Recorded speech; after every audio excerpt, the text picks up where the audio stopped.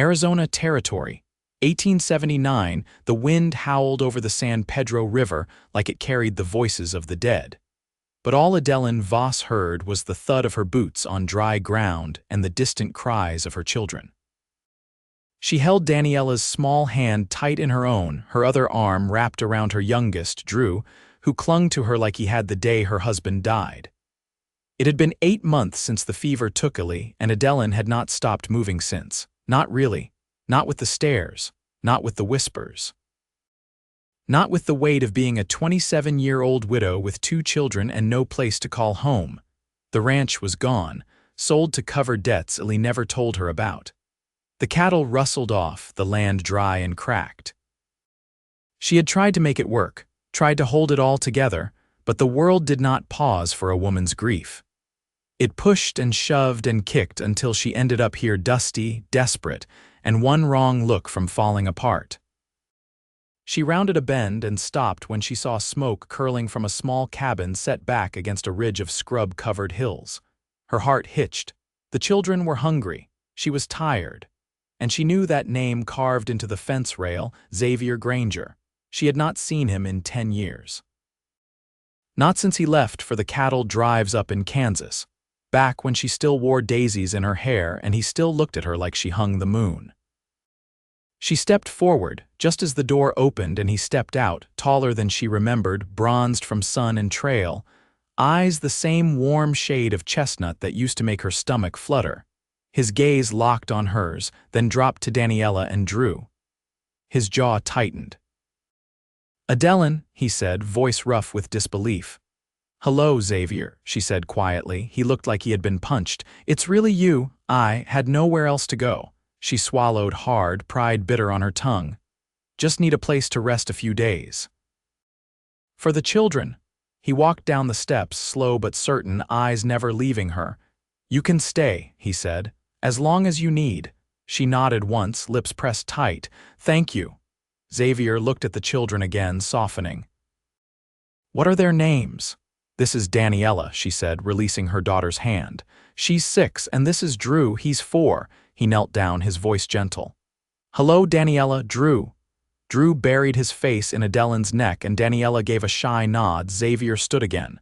"Come inside." "There's stew on the fire." Adelyn hesitated, but the smell of meat and potatoes made her dizzy. She followed him in, her children clinging close. The cabin was simple, one large room, a bed in the corner, a table, 2 chairs, a stone hearth. Clean, warm, safe. Xavier ladled stew into bowls without a word. He gave the first to Daniella, the second to Drew. Only after the children were eating did he hand her a bowl. She took it with shaking hands. "I did not know where else to go." "You did right coming here," he said quietly. She looked up at him then. "I thought you were still up north. Came back last spring, bought this land, been fixing it up since." He pulled out a chair for her. She sat. He sat across from her. The fire crackled. The children ate. And for the first time in months, Adelyn felt like she could breathe. He leaned forward, elbows on the table. "You look tired." "I am. You want to tell me what happened?" She stared into her bowl. "Ellie got the fever. He was gone in 2 days. Xavier's eyes darkened. "I'm sorry," she nodded. "After he died, there were debts. Men came, took the land, the cattle. I tried to fight it, but I had no legal claim. Everything was in his name." "You should have written me," he said. "I did not think you would want a widow showing up with 2 children and nothing else." His jaw tensed. "You should have written me anyway." They sat in silence for a long minute, the fire the only sound. Drew yawned.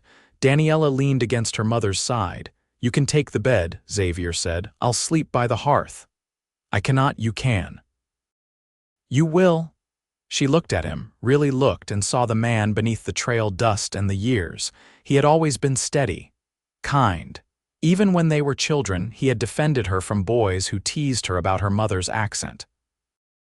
Even when he left, he had written her once, told her he would come back for her someday. But she married Ellie before he did. And now she was here, a widow with the man she used to dream about standing right in front of her, offering her shelter without asking for anything.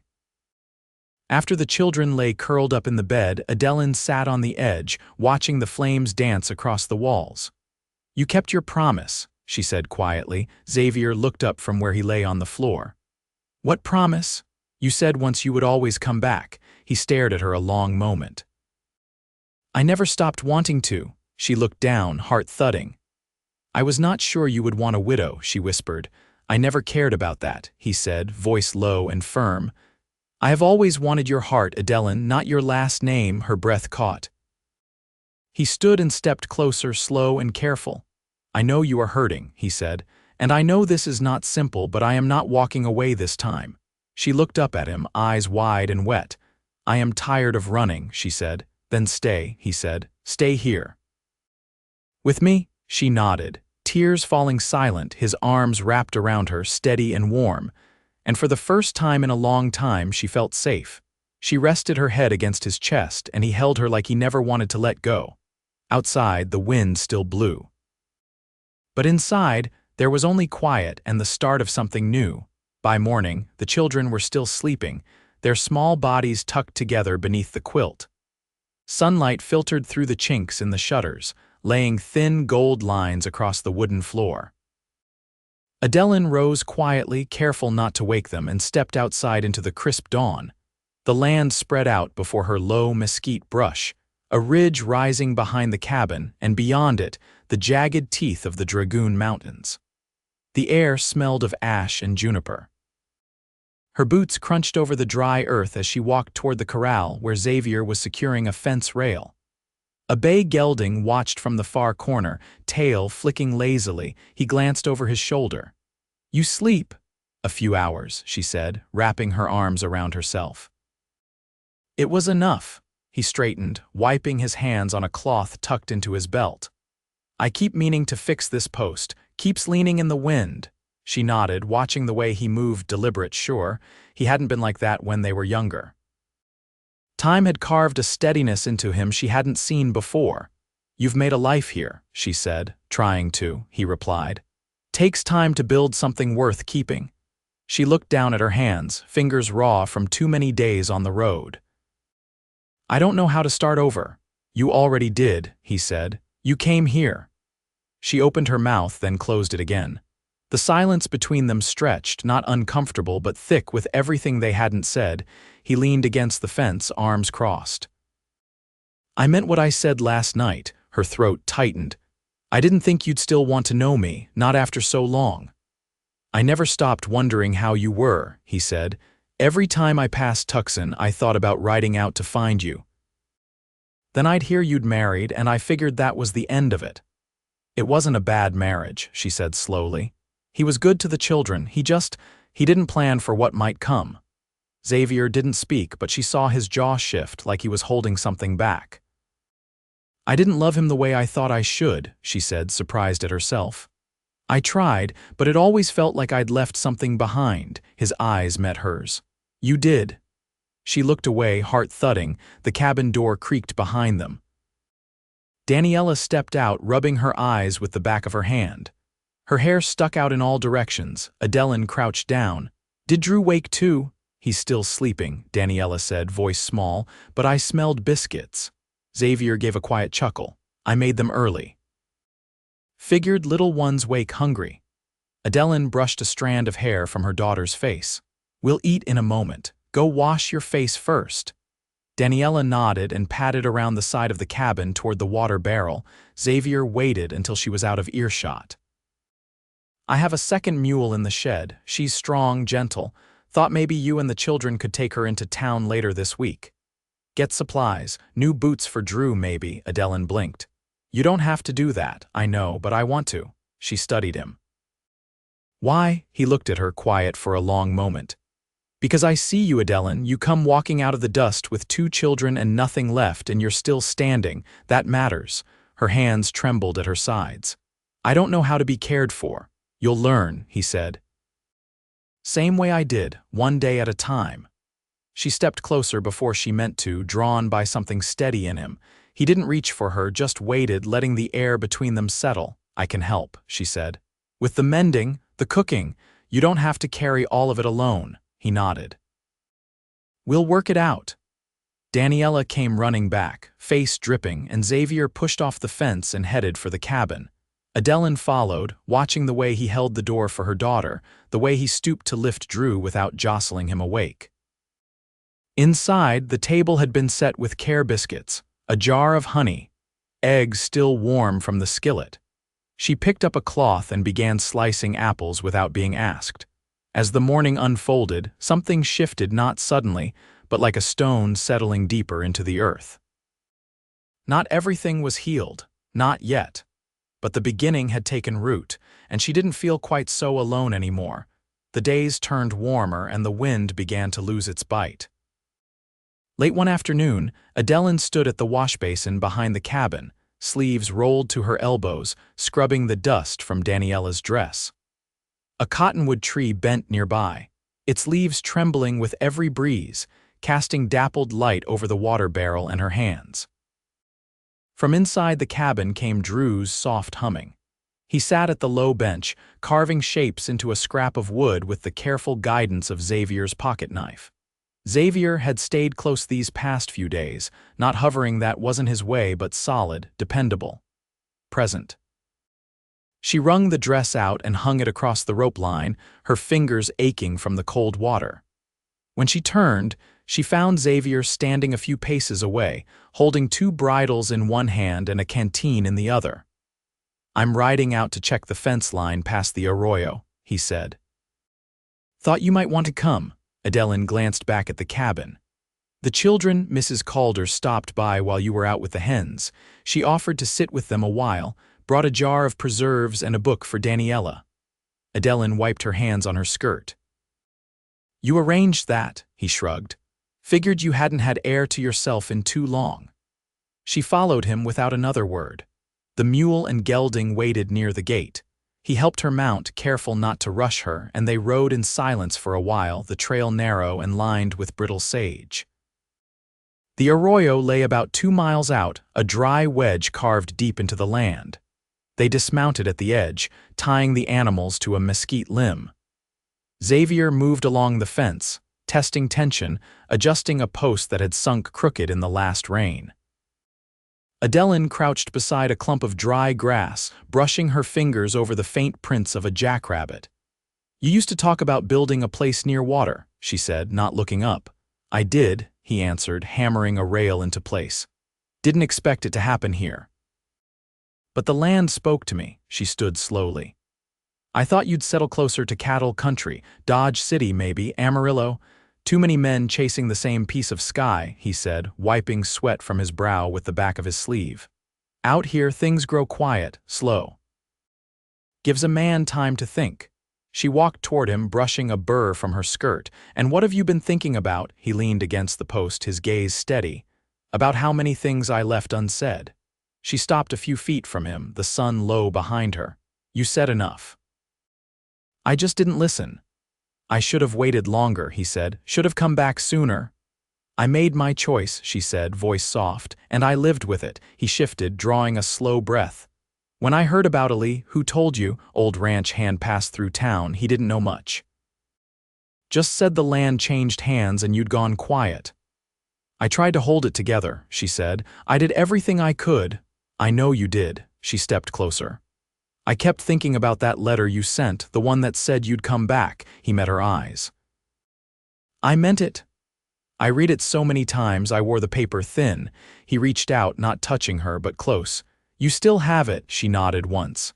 "It's wrapped in flannel, sewn into the hem of my coat." "I couldn't bear to leave it behind." His fingers twitched like he wanted to reach for her, but he didn't, not yet. "I've been alone a long time," she said. "Even when I wasn't."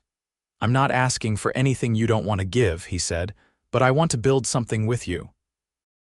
Not out of pity, not out of what we lost, just because I still see what we could be." Her hands trembled at her sides.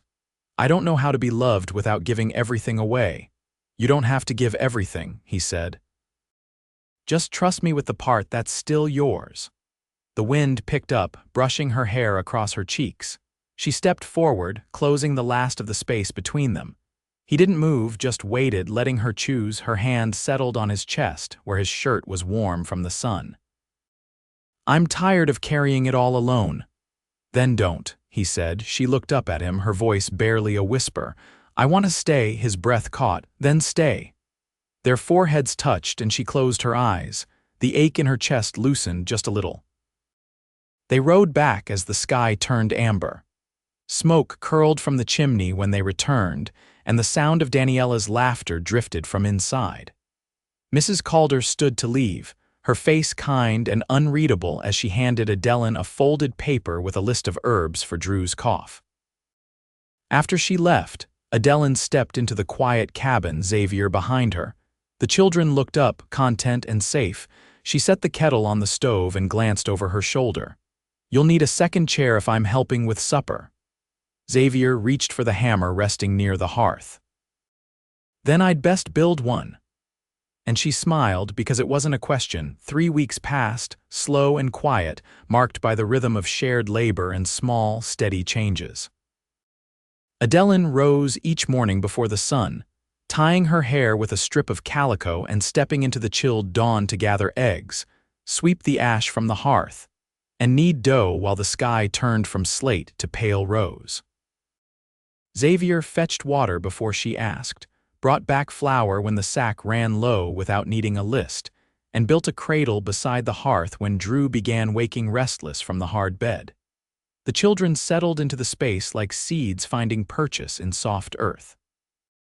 Daniela sat often with Xavier at the table, tracing her finger over the carved map he'd etched into the wood surface years before a map of the land, its fences, waterholes, and trails.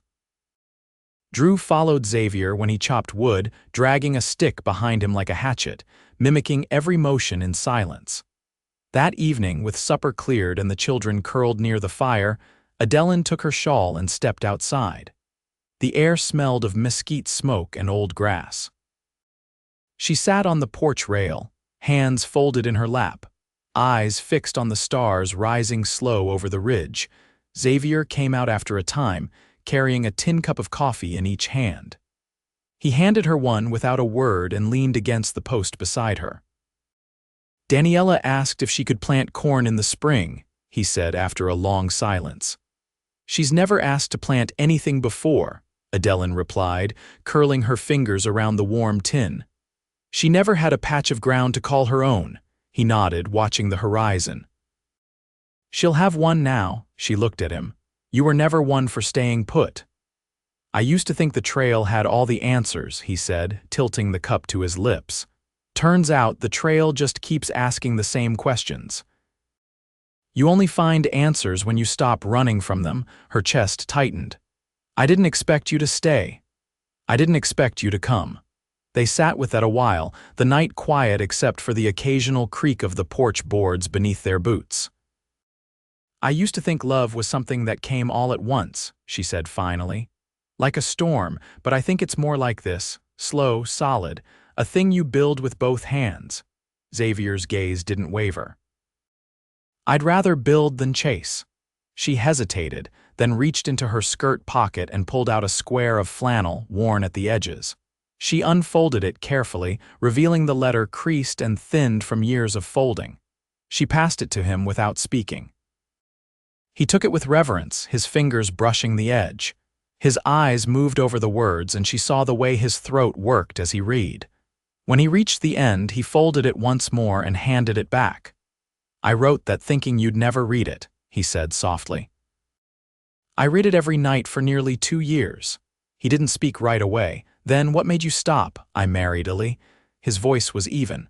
"And now," she looked at him, really looked, her voice barely above breath. "Now I want to build something honest. Something lasting." He took her empty cup and set it beside his own, then reached for her hand. "I've been carving a second table," he said. "Longer, for more chairs." "Why?" "Because a family needs a place to sit together," he said. "And I plan on giving you one that never breaks beneath the weight of what's come before." Her breath hitched, but she didn't look away. He drew her hand to his chest over the steady beat of his heart. "You don't have to say anything tonight," he murmured, "but when you're ready, I'll be here." "I'm not going anywhere." She nodded, her voice caught in her throat. Then she rose slowly and leaned into him, her head resting just below his shoulder. They stood like that, the porch creaking beneath them, the stars wheeling above in silence. And for the first time in years, Adelyn didn't feel like she was waiting for something to be taken away. She felt like she was standing at the beginning of something that would endure. The rains came late that year, gentle at first, then steady. They softened the hard earth, coaxed green from the hills, and filled the shallow creek behind the cabin with clear, running water. Adelyn stood with her skirts hitched just above her boots, a basket looped over one arm, gathering wild onion and yarrow near the edge where the water trickled through gravel. Her fingers moved with care, her thoughts already on supper. Behind her, Xavier's voice rose, low and even, guiding Drew through the shape of a snare trap. Daniela sat beside them, whittling a stick into something that might one day resemble a horse. The children listened now, truly listened. There was a steadiness in them she hadn't seen before, as if the land itself had begun to settle their spirits. That night, after the children had gone to bed and the coals dimmed to a soft glow, Xavier pulled a small parcel from beneath a loose board in the floor. He didn't speak as he set it on the table, only looked at her with a quiet steadiness that made her chest ache. She unwrapped the linen slowly. Inside was a brooch, silver, modest, shaped like a swallow in flight, its wings etched with delicate care. The pin was strong, the clasp firm. "It was my mother's," he said, resting his forearms on the table. "She wore it every Sunday, said it reminded her to keep going even when the sky was empty." Adelyn traced the edge of the silver bird with one fingertip. "It's beautiful. I want you to have it." She looked up, unsure. "Xavier." "I'm not asking for ceremony," he said gently. "I'm asking for a life, one we build together. You, me, the children, under this roof with these hands." Her throat tightened. "I've never been given something that wasn't tied to expectation." "Well then," he said, "let this be the first." She closed the brooch in her palm, then crossed the room and opened the drawer where she kept her few belongings. She pulled out the thin square of linen wrapped paper, the old letter, and placed it beside the brooch. "I think we can put the past to rest now," she said. He nodded once. "We already have." That spring, the new table stood in the center of the room, its surface smooth and wide enough to seat them all. Xavier carved the children's names into the underside, and Adelyn stitched new curtains from flour sacks, dyed pale with crushed berries. The beds were rearranged, the cradle moved to the far corner, and a second rocker built by Xavier's hand sat beside the hearth. The land greened day by day. Xavier taught Daniela how to mark furrows, and Adelyn showed Drew how to shell peas with careful fingers. They worked side by side, their voices easy now, their laughter unforced. In the evenings, Xavier read from the worn Bible his father had left behind, and Adelyn mended hems and sleeves while the children drowsed by the fire. One morning, near the end of May, they stood together at the edge of the field, watching the corn shoots push through the soil. The air smelled of damp earth and cotton blossoms. Adelyn leaned into him, her shoulder against his. "I never thought I'd find peace again," she said, eyes fixed on the growing rose. "You didn't find it," he said. "You made it." She turned to him then, her hand resting over his. "You gave me the space to try. I wouldn't have offered it if I hadn't meant to stand in it with you." She smiled, and when he bent to kiss her, it felt like a promise, not just of love, but of everything they had already begun to build, of mornings side by side, of storms weathered and survived, of laughter beneath a roof they'd made strong together. The next Sunday, they rode into town with the children. Daniela wore a blue ribbon in her hair, and Drew held a small wooden spoon he'd carved himself. They stopped by the church, then visited the general store where Xavier placed an order for lumber and nails. A second corral was needed, now that the mule was expecting. They returned home by late afternoon, the skies clear, the air warm with the scent of mesquite and distant rain. That evening they all sat at the long table, breaking bread, sharing stew, and passing the honeycomb Xavier had traded for 2 days earlier. Later, when the children were asleep and the house was quiet, Adelyn pinned the silver swallow to the collar of her dress and stepped outside. Xavier joined her, wrapping a blanket around her shoulders, his arm slipping easily around her waist. She looked at him, her face soft in the moonlight. "You gave us more than a home." He pressed a kiss to her temple. "You gave it life." They stood there as the moon rose, the land silent and full. The night carried no ghosts, now only the sound of crickets and the wind nudging through young corn.